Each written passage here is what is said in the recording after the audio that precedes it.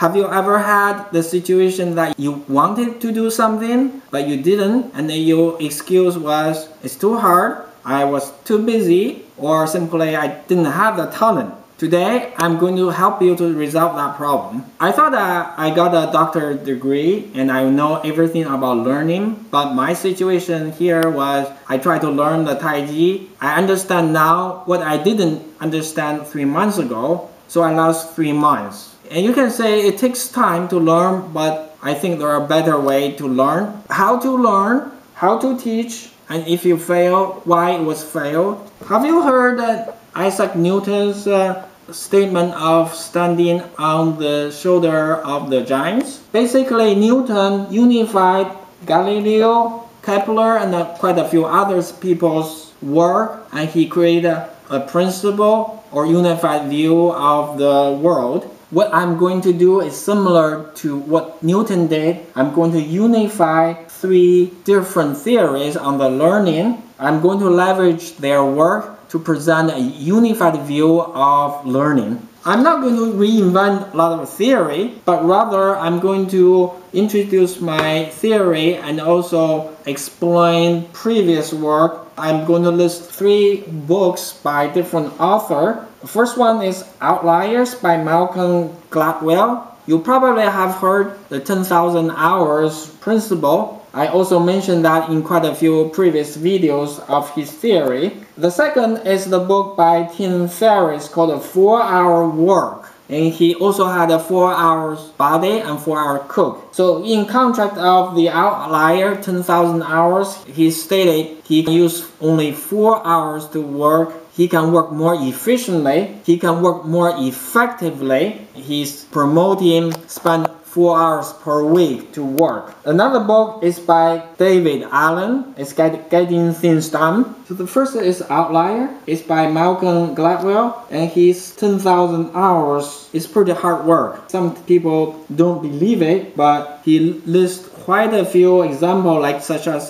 Bill Gates and also himself was the master of their own field, spent around 10,000 hours. The key thing is you have to master something. It's not just you know or know well. So it's the best in the world, the world class, and it's a necessary condition. It doesn't mean sufficient. Sufficient means if you spend 10,000 hours, you'll be able to be the master. But no, it's if you were the master, you would have spent 10,000 hours. The second book is by Tim Ferris called 4-Hour Workweek. So what his experience before, he spent 1 year to make $40,000, and every day he spent 14 hours. And by using his method, he was able now make $40,000 per month with 4 hours per week. What's the trick? You probably don't believe it. It's attractive to a lot of people. You know, if you don't want to master something,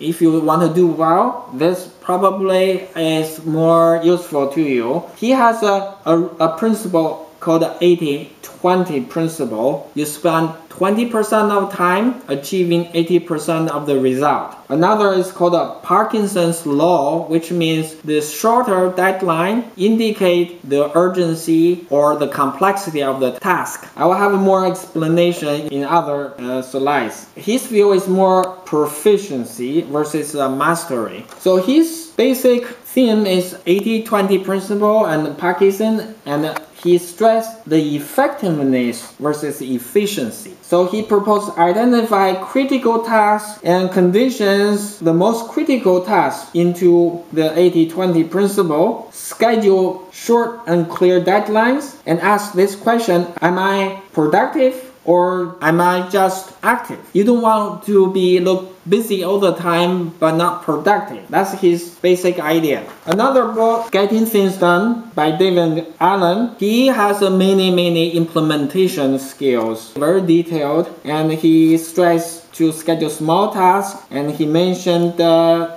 lot of time fail and why it fails. And one of the most important point he wants to make is if it is on your mind, it's likely will not work. Because for a lot of his readers, they have all the enthusiasm and interest in the subject, but they never started or they never complete their task. So you need to write down things you need to do, and once you write it down, you see the limit and condition. So remember, unless you write it down, you cannot capture, you cannot clarify, you cannot process the task. This is different than a simple to-do list. You have to capture, clarify, and process the task. You can see there are really significant difference approach by different authors. For example, the contradiction, Gladwell's 10,000 hours versus Tim Ferris' 4 hours week. It's pretty crazy, right? Can you really do 4 hours per week? The Gladwell's work was based on research done by other people in the music field. You have to really spend 10,000 hours. And Tim, he himself is a good example that spent only 4 hours per week. It can really be done. So summary, 10,000 hours is an end, a final state. He didn't care how you get there. On the 4-hour week,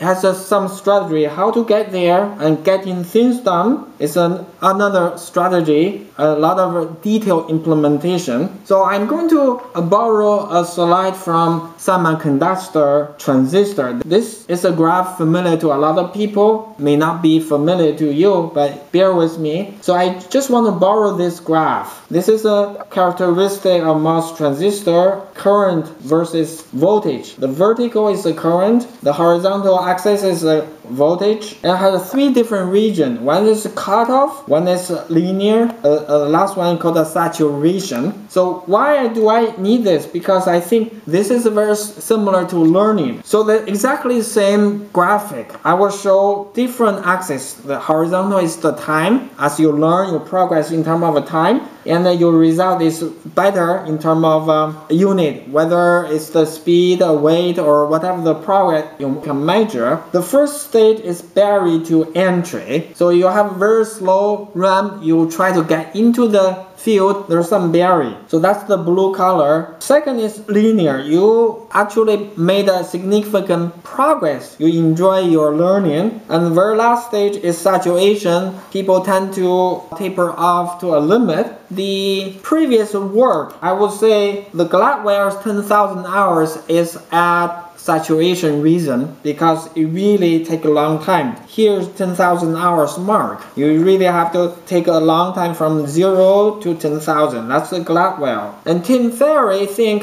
80-20 rule apply to this region because when you have a small amount of time spent here, you have a very large gain. So that's the 4 hours. In others, people or creators will be at the beginning, they complain, too hard to learn, no talent, no, it's too busy, for example. So let's look at those people at barrier to entry. Too hard. Tim Ferris had one experiment when he taught a class at Princeton University. He asked class to compete for a grand prize of going anywhere in the world. He will pay for the expenses of a trip. But the catch is you have to contact 3 well-known people like Jennifer Lopez and the president and so on, and get them to answer your 3 questions. So that was his challenge. He challenged students, whoever can meet that challenge and will compete each other, he will choose one. The result was nobody in his class ever tried. The excuse was I had a paper deal, I was too busy,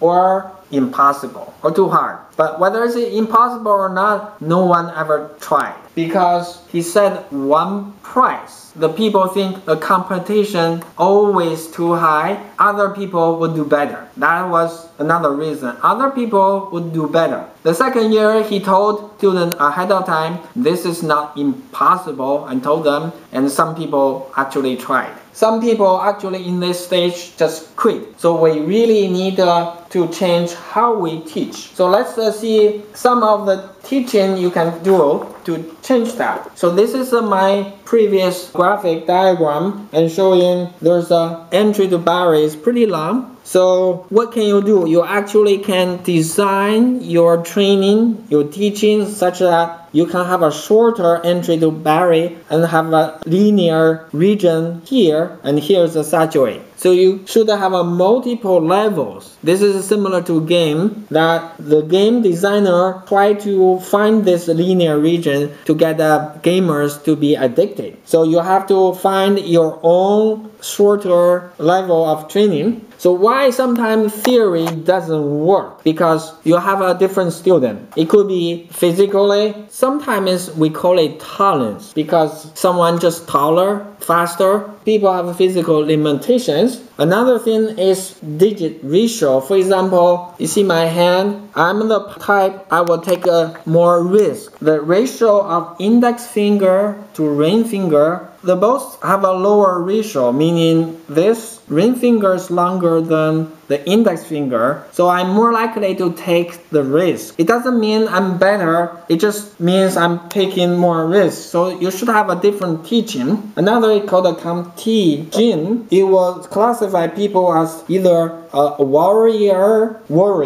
and are you organized? In terms of, if you are not organized, even if you think you're organized, sometimes you should use Davis Allen's method, at least try to improve your skill. I'll move the most to the next episode.